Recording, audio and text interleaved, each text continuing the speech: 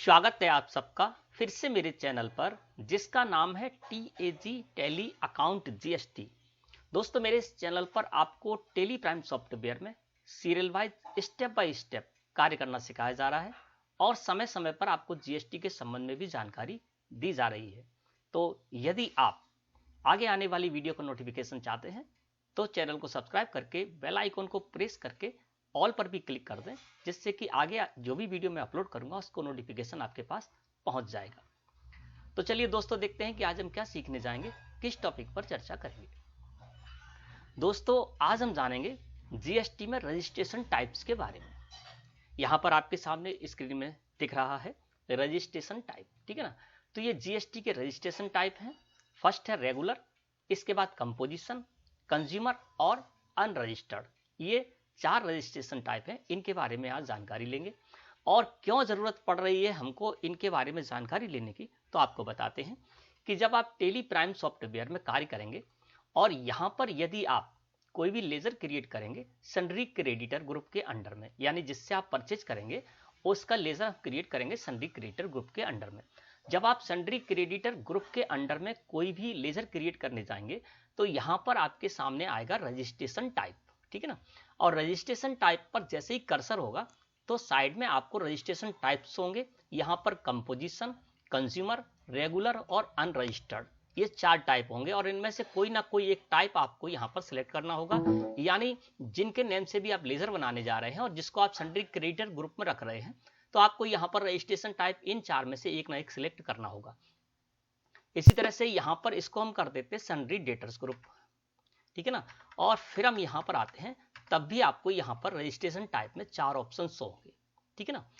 तो कहने का मतलब यह है कि जब भी आप सन्ड्री क्रिएटर ग्रुप के अंडर में कोई भी लेजर बनाएंगे जिनसे कि आप परचेज करेंगे, इसके अलावा आप जिनको सेल करेंगे उनका लेजर आप बनाएंगे सन्ड्री डेटर्स ग्रुप के अंडर में, तब भी आपको इन 4 रजिस्ट्रेशन टाइप में से एक रजिस्ट्रेशन टाइप सेलेक्ट करना होगा। और आगे की वीडियो में आपको बताऊंगा कि किस तरह से आप सन्ड्री क्रेडिटर और सन्ड्री डेटर्स के लेजर क्रिएट करेंगे। लेकिन उससे पहले आपको ये जानकारी दे दें कि यहाँ पर जो रजिस्ट्रेशन टाइप है कंपोजिशन, कंज्यूमर, रेगुलर और अनरजिस्टर्ड, इससे क्या मतलब है। और इसको समझने के बाद जब आप लेजर क्रिएट करने जाएंगे सन्ड्री डेटर्स या क्रिएटर ग्रुप के अंडर में, तो आप सही सिलेक्ट कर पाएंगे रजिस्ट्रेशन टाइप। तो चलिए प्रारंभ करते हैं अपने टॉपिक को। सबसे पहले बात करते हैं दोस्तों रेगुलर की, कि जीएसटी में जो रजिस्ट्रेशन टाइप है फर्स्ट रेगुलर। रेगुलर का मतलब ये है दोस्तों कि जो भी ट्रेडर्स हैं, मैन्युफैक्चरर हैं या सर्विस प्रोवाइडर हैं, उन्होंने जीएसटी में रजिस्ट्रेशन लिया है। रजिस्ट्रेशन लेने के बाद वो रेगुलर ही रहते हैं। रेगुलर जो भी रजिस्टर्ड हैं जीएसटी में, वो किसी भी तरह की सेल कर सकते हैं, ठीक है ना। और जब वो सेल करेंगे या परचेज करेंगे तो उस बारे में आप जाने कि डिफरेंस क्या होगा। जो भी जीएसटी में रेगुलर रजिस्टर्ड हैं वो कितने की भी सेल कर सकते हैं, किसी को भी सेल कर सकते हैं। और जब वो सेल करेंगे तो सेल करते समय उनको टैक्स कलेक्ट करना होगा और उस टैक्स को कलेक्ट करके गवर्नमेंट को पे करना होगा, ठीक है ना। ये रेगुलर रजिस्टर्ड की जिम्मेदारी है। रेगुलर रजिस्टर्ड मान के चलते हैं कोई ट्रेडर्स है और वो जो प्रोडक्ट सेल करता है, जो गुड्स सेल करता है, उस गुड्स पर, उस प्रोडक्ट पर 5%, 12%, 18%, 28% जो भी टैक्स है, उस टैक्स को वो बिक्री करते समय, है ना, बायर को देते समय कलेक्ट करेगा और गवर्नमेंट को पे करेगा। ये कर सकता है वो, और किसी भी तरह की सेल कर सकता है। वो अपनी स्टेट में भी सेल कर सकता है, अपनी स्टेट से बाहर भी सेल कर सकता है। और यहां पर जो भी रजिस्ट्रेशन टाइप आपको शो हो रहे हैं, रेगुलर को भी शो कर सकता, रेगुलर रजिस्टर्ड को भी वो सेल कर सकता है, कंपोजिशन टैक्सेबल पर्सन को भी सेल कर सकता है, कंज्यूमर को भी सेल कर सकता है और रजिस्टर्ड को भी सेल कर सकता है। यानी किसी को भी सेल कर सकता है, किसी भी तरह की सेल कर सकता है और कहीं पर भी सेल कर सकता है, ठीक है। इसके अलावा जो रेगुलर रजिस्टर्ड होंगे वो क्या है कि जो परचेज करके आएंगे, है ना, और परचेज करने पर मान लीजिए उन्होंने मोबाइल हैंडसेट परचेज किया और परचेज करने पर मोबाइल हैंडसेट पर 18% टैक्स है, तो परचेज करने पर जो वो मोबाइल हैंडसेट परचेज करेंगे उसको परचेज करने पर 18% जो टैक्स देकर आए हैं, है ना, उसकी उनको इनपुट टैक्स क्रेडिट मिल जाएगी, यानी आईटीसी मिल जाएगी, है ना। और वो अपनी जब रिटर्न फाइल करेंगे तो उसमें वो जो सेल करने पर उनकी लाइबिलिटी बनी है उसको परचेज करने पर जो उनकी आईटीसी बनती है उससे एडजस्ट कर देंगे। और उसके बाद यदि उनकी लाइबिलिटी बचती है तो वो पे करेंगे, और यदि आईटीसी बच जाती है तो वो नेक्स्ट ऑफ मंथ के लिए कैरी फॉरवर्ड हो जाएगी, ठीक है ना। तो ये तो हो गया रेगुलर रजिस्टर्ड। इसके बाद बात करते हैं कंपोजिशन के बारे में। दोस्तों रजिस्ट्रेशन टाइप यहां पर 4 जो शो रहे हैं उनमें से सिर्फ रेगुलर और कंपोजिशन ये 2 ही ऐसे जीएसटी में रजिस्टर्ड हैं, यानी ये दोनों ही जीएसटी में रजिस्टर्ड होंगे। इन दोनों के पास ही जीएसटी होगा, यानी goods and service tax identification number regular registered के पास भी होगा, और जिन्होंने कंपोजिशन स्कीम को ऑप्ट किया है उनके पास भी जीएसटी यानी goods and service tax identification number होगा। अब जानते हैं रेगुलर के बारे में हमने जान लिया, अब जानते हैं कंपोजिशन के बारे में। दोस्तों कंपोजिशन जीएसटी डिपार्टमेंट द्वारा लाई हुई एक स्कीम है। यह स्कीम ऐसे व्यापारियों को ध्यान में रखकर लाई गई जो कि जीएसटी में रजिस्टर्ड तो हैं लेकिन छोटे व्यापारी हैं, जिनका टर्नओवर 1.5 करोड़ रुपए से कम रहेगा पूरे फाइनेंशियल ईयर में, है ना। तो ऐसे जो जीएसटी में रजिस्टर्ड हैं वो कंपोजिशन स्कीम को ले सकते हैं और इनकी पहचान होगी कंपोजिशन टैक्सेबल पर्सन के नेम से। लेकिन रेगुलर में मैंने बताया था यहां कोई बंदिश नहीं है, कोई लिमिट नहीं है, किसी को भी सेल कर सकते हैं, किसी भी तरह की सेल कर सकते हैं। और कंपोजिशन में ये लिमिटेशन है। कंपोजिशन में पहली लिमिटेशन तो ये है जिनका टर्नओवर 1.5 करोड़ रुपए से कम होगा वही इसको ऑप्ट कर सकते हैं, ठीक है ना। इसके अलावा इसको ट्रेडर्स, मैन्युफैक्चरर और सर्विस प्रोवाइडर में अगर देखा जाए तो रेस्टोरेंट संचालक है वो इस स्कीम को ऑप्ट कर सकते हैं। ये एक सिंपल स्कीम है, ऐसे व्यापारियों को ध्यान में रखकर लाई गई जो कि ज्यादा लिखा पढ़ी नहीं कर सकते हैं, है ना। क्योंकि अगर मान लीजिए एक एग्जांपल लेते हैं, कोई परचूनी का व्यापारी है जो कि जीएसटी में रजिस्टर्ड है ना, और जीएसटी में उसने रजिस्ट्रेशन ले रखा है। अब उसके यहाँ पर 5%, 12%, 18%, 28% सभी प्रकार के प्रोडक्ट आएंगे और उनको सेल करेगा, है ना। तो उसको जो प्रॉब्लम आएगी उससे बचाने के लिए एक स्कीम दी गई कंपोजिशन स्कीम, ठीक है ना। अब जो कंपोजिशन स्कीम को ऑप्ट करेंगे, मैंने बता दिया 1.5 करोड़ से नीचे जिनका टर्नओवर रहेगा वो कर सकते हैं। अब कंपोजिशन स्कीम को जो ऑप्ट कर लेंगे वो जब सेल करेंगे तो सेल करते समय उनको कोई भी टैक्स कैलकुलेट नहीं करना है, टैक्स कलेक्ट नहीं करना है, ठीक है ना। और इसके अलावा जब वो परचेज करेंगे और परचेज करने पर जो टैक्स देकर आए उसकी उनको इनपुट टैक्स क्रेडिट भी नहीं मिलेगी, ठीक है ना। तो ये एक सिंपल सा हो गया। जब वो इनवॉइस बनाएंगे, मान लीजिए कोई परचूनी का व्यापारी है, इनवॉइस बनाता है, उसमें से 4 आइटम वो 5% वाले सेल करता है और 2 आइटम 12% वाले सेल करता है एक ही इनवॉइस में, और 18% वाले भी 4 आइटम सेल करता है, तो उसको अलग अलग पहले, है ना, एक एक प्रोडक्ट की रेट आदि खोलनी होगी। उसके बाद उस पर जिन पर 5% है उन पर 5%, जिन पर 18% है उन पर 18%, जिन पर 12% उन पर 12% उसको टैक्स कैलकुलेट करना होगा। तो ये उसके लिए मुश्किल हो जाता है, उसको समझ में नहीं आता है कि हम किस तरह से इसको कैलकुलेट करें। इसके अलावा इसमें ज्यादा आपको स्टॉक आदि के बारे में मेंटेन भी नहीं करना पड़ता है। तो एक सिंपल सी स्कीम है, इसमें सिर्फ इतना करना है कि जो भी ट्रेडर्स हैं वो क्या करेंगे कि जितनी भी सेल करेंगे, है ना, रिटर्न जब फाइल करते हैं, अभी इनके लिए CMP 08 रिटर्न है जो कि क्वार्टरली बेसिस पर फाइल की जाती है। तो जब वो अपनी CMP 08 रिटर्न फाइल करेंगे और उसमें वो क्या करेंगे कि जितना भी जिस क्वार्टर की वो CMP 08 रिटर्न फाइल करने जा रहे हैं, स्टेटमेंट फाइल करने जा रहे हैं, तो वहां पर क्या करेंगे, वो जितना भी क्वार्टर में उन्होंने टर्नओवर किया है, जितनी भी सेल की है, उसका 1% वो दे देंगे, और वो भी किसका देंगे, टैक्सेबल गुड्स का, है नहीं। जो भी टैक्सेबल सेल करेंगे उसका वो 1% वहां पर दे देंगे। मान लीजिए कि CMP 08 फाइल करने जा रहे हैं जनवरी टू मार्च। अब जनवरी टू मार्च में यदि उन्होंने 1 लाख रुपए की सेल की है और उस 1 लाख रुपए की सेल में उनकी 20,000 रुपए की सेल एग्जेम्प्ट है, एग्जेम्प्ट गुड्स की सेल की है, और 80,000 की उन्होंने टैक्सेबल सेल की है, तो क्या होगा, 80,000 पर उनको 1% 800 रुपए उनको टैक्स पे करना है। इसी तरह से जो मैन्युफैक्चरर है उनको भी 1% टैक्स देना है, लेकिन वो क्या करेंगे, उनको टोटल सेल पर देना है। यदि वो 1 लाख रुपए की सेल किसी क्वार्टर में करते हैं तो 1 लाख रुपए टोटल, चाहे वो टैक्सेबल सेल की हो उन्होंने या फिर उन्होंने एग्जेम्प्ट गुड्स की सेल की हो, उनको 1% ही देना होगा टोटल पर। 1 लाख रुपए की यदि उन्होंने सेल की है किसी क्वार्टर में तो 1 लाख पर उनको 1,000 रुपए टैक्स पे करने होंगे। इसी तरह से जो सर्विस प्रोवाइडर की बात करें तो जो रेस्टोरेंट संचालक हैं वो ये इस स्कीम को ऑप्ट करते हैं, तो उनको क्या करना होगा, 5% टैक्स देना होगा और टोटल जो सेल की है उस पर देना होगा, ठीक है ना। टोटल जो उन्होंने सर्विस दी है उस पर देना होगा। 1 लाख रुपए की सर्विस यदि किसी क्वार्टर में देते हैं तो उनको 5,000 रुपए टैक्स पे करना होगा। ये 2,500 रुपए उनको CGST के और 2,500 रुपए SGST में पे करना होगा। कंपोजिशन जो टैक्सेबल पर्सन है उनके लिए एक दिक्कत ये भी है कि वो अपनी ही स्टेट में सेल कर सकते हैं, अपनी स्टेट से बाहर सेल नहीं कर पाएंगे किसी भी कंज्यूमर अनरजिस्टर्ड या रेगुलर को या कंपोजिशन टैक्सेबल पर्सन को, यानी जो भी सेल करेंगे वो अपनी स्टेट में ही करेंगे, इसलिए उनकी जो लाइबिलिटी बनेगी वो हमेशा सीजीएसटी और एसजीएसटी की बनेगी, कभी भी उनके आईजीएसटी की लाइबिलिटी गुड्स सेल करते समय नहीं बनेगी, ठीक है ना। तो ये मोटी मोटी मैं बातें आपको बता रहा हूं कि रेगुलर रजिस्टर्ड कौन होते हैं, कंपोजिशन टैक्सेबल पर्सन कौन होते हैं, ठीक है ना।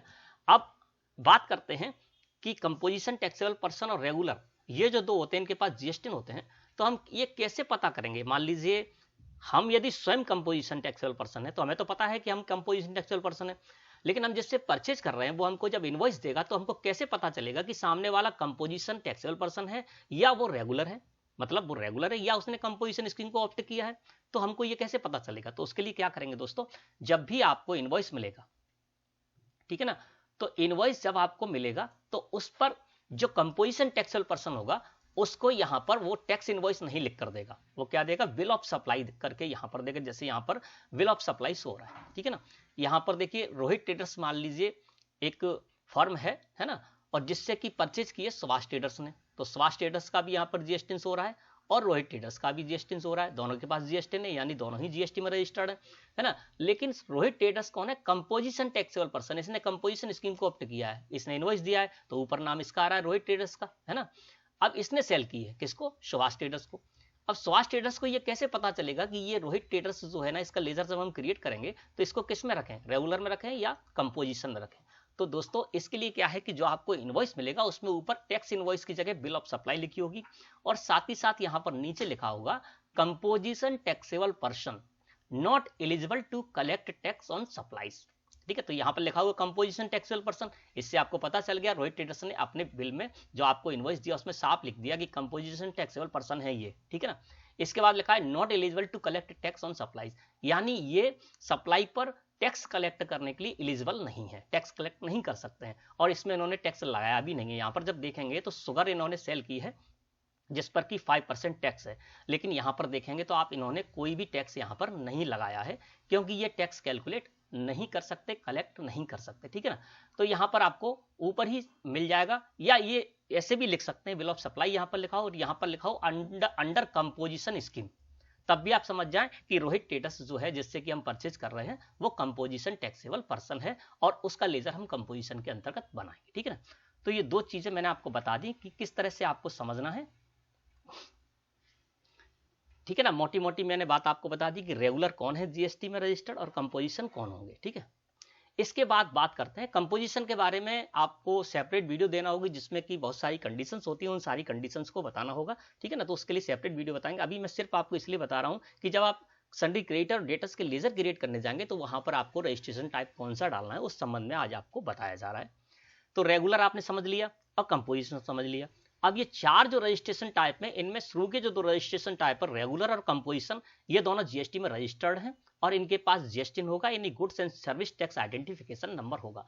लेकिन इससे नीचे के जो दो रजिस्ट्रेशन टाइप में कंज्यूमर और अनरजिस्टर्ड, ये जीएसटी में रजिस्टर्ड नहीं है और इन पर जीएसटी नहीं होगा, यानी goods and service tax identification number नहीं होगा, ठीक है। ये बात समझ लीजिए आप। अब बात करते हैं रजिस्ट्रेशन टाइप थर्ड के बारे में, कंज्यूमर के बारे में। कंज्यूमर का मतलब क्या होगा दोस्तों, कंज्यूमर का मतलब है उपभोक्ता, ठीक है ना। उपभोक्ता से क्या मतलब है कि जैसे मान लीजिए कोई परचूनी का व्यापारी है, उसके पास कोई आम व्यक्ति आया, ठीक है ना, और उसने कहा भैया 5 किलो शुगर दे दीजिए, 5 किलो शक्कर दे दीजिए, और दुकानदार ने उसको 5 किलो शक्कर दे दी। अब वो क्या करेगा, शक्कर को ले जाएगा, शुगर को लेकर सेल नहीं करेगा, वो क्या करेगा, उसको यूज कर लेगा और खत्म कर देगा। तो कंज्यूमर का मतलब ये है उपभोक्ता है, यानी जो वस्तु को ले जाएगा, यानी अंतिम उपभोक्ता मान लीजिए उसको, जो कि प्रोडक्ट को ले जाएगा और ले जाने के बाद उसको खत्म करेगा, यूज कर लेगा, आगे सेल नहीं करेगा। तो ऐसे जो भी व्यक्ति हैं वो कहलाएंगे कंज्यूमर, और इनके पास जीएसटी तो होना ही नहीं है, तो ऐसे लोग आएंगे आपके कंज्यूमर के अंतर्गत। तो इनका जब लेजर आप क्रिएट करेंगे, है ना, जैसे मान लीजिए आपके यहाँ कोई आपके मोहल्ले का व्यक्ति है, आप दुकानदार हैं, आपके मोहल्ले का व्यक्ति है और उसका आपके पास उधार खाता भी चलता है, तो वो जब आपके पास माल लेने आएगा तो आप क्या करेंगे, उसका लेजर जो क्रिएट करेंगे, है ना, आपको उधार भी देना और जब वो पैसा देगा तो उसको भी इसमें एडजस्ट करना होगा। तो उसका मान लीजिए कोई व्यक्ति है, रविंद्र मान लेते हैं, रविंद्र नाम का कोई व्यक्ति है ना, आपके मोहल्ले का है या आपके आसपास का है, परिचित का है, तो आपसे उधार भी ले जाता है। तो उसका लेजर जब आप क्रिएट करेंगे तो आप रविंद्र को रखेंगे अंडर, रविंद्र को जब रजिस्ट्रेशन टाइप में डालेंगे तो आप डालेंगे कंज्यूमर। ठीक है, तो कंज्यूमर का मतलब क्या हो गया, अंतिम उपभोक्ता जो कि वस्तु या सर्विसेज को ले जाएगा, है ना, और वो आगे उसको सेल नहीं करेगा। तो प्रोडक्ट ले गया और लेकर उसने डिस्ट्रॉय कर दिया, यूज कर लिया और उसको समाप्त कर दिया। अब बात करते हैं अनरजिस्टर्ड। अनरजिस्टर्ड कौन होते हैं? तो जीएसटी में अनरजिस्टर्ड का मतलब ये है दोस्तों, अनरजिस्टर्ड जैसे कि नाम से पता चल रहा है रजिस्टर्ड नहीं है ना, तो ये जीएसटी में रजिस्टर्ड तो है नहीं है, लेकिन अनरजिस्टर्ड की कैटेगरी में वो छोटे छोटे दुकानदार आएंगे जो कि जीएसटी में रजिस्टर्ड नहीं है। अभी का जो रूल है जीएसटी का, उसके अनुसार ऐसे छोटे छोटे दुकानदार जिनका वार्षिक टर्नओवर 40 लाख रुपए से कम है, पिछले फाइनेंशियल ईयरों में उसका उनका 40 लाख से कम रहा होगा, तो वो अनरजिस्टर्ड रहेंगे, रजिस्टर्ड नहीं है। इसके अलावा उनको आगे भी उन्हें पता है कि हमारा 20, 25, 30 लाख रुपए तक का सेल होगा पूरे फाइनेंशियल ईयर में, तो वो जीएसटी में रजिस्टर्ड नहीं कराएंगे। और ऐसा गवर्नमेंट द्वारा कहा भी गया है कि जिनका ऐसे दुकानदार, छोटे मोटे दुकानदार हैं जो कि जिनका टर्नओवर 40 लाख रुपए से कम रहेगा पूरे फाइनेंशियल ईयर में, उनको ऐसा लगता है, तो वो जीएसटी में रजिस्ट्रेशन की उनको जरूरत नहीं है। तो ऐसे जो छोटे मोटे दुकानदार हैं जो कि जीएसटी में रजिस्टर्ड नहीं है, वो कहलाएंगे अनरजिस्टर्ड। ठीक है ना। तो दोस्तों रजिस्ट्रेशन टाइप जो जीएसटी में है, जब आप लेजर क्रिएट करने जाएंगे तो वहां पर अब आप अच्छी तरह समझ पाएंगे कि रेगुलर, वहां पर रजिस्ट्रेशन टाइप में किसके में रेगुलर रखना है आपको, किसके में कंपोजिशन रखना है और किसके में कंज्यूमर रखना है और किसके में अनरजिस्टर्ड रखना है। जैसे कि यहाँ पर जब आप देखेंगे टेली सॉफ्टवेयर में, तो ठीक है ना, देखिए अब यहाँ पर रजिस्ट्रेशन टाइप समझ गए होंगे आप, कंपोजिशन कौन है, कंज्यूमर कौन है, रेगुलर कौन है और अनरजिस्टर्ड कौन है। और जब आप सन्ड्री क्रिएटर और डेटर्स ग्रुप के अंडर लेजर क्रिएट करेंगे तो आप अच्छी तरह से रजिस्ट्रेशन टाइप यहाँ पर सेलेक्ट कर पाएंगे। तो दोस्तों आशा है कि आज का टॉपिक आपको अच्छी तरह समझ में आ गया होगा। वीडियो अच्छी लगी हो तो लाइक करें, और जो टेली प्राइम सॉफ्टवेयर सीखना चाहते हैं, serial wise step by step और जीएसटी के संबंध में भी जानकारी लेना चाहते हैं, उन तक हमारी वीडियो शेयर करें, हमारे चैनल की लिंक को शेयर करें, जिससे कि वो भी इसका लाभ ले सकें। धन्यवाद।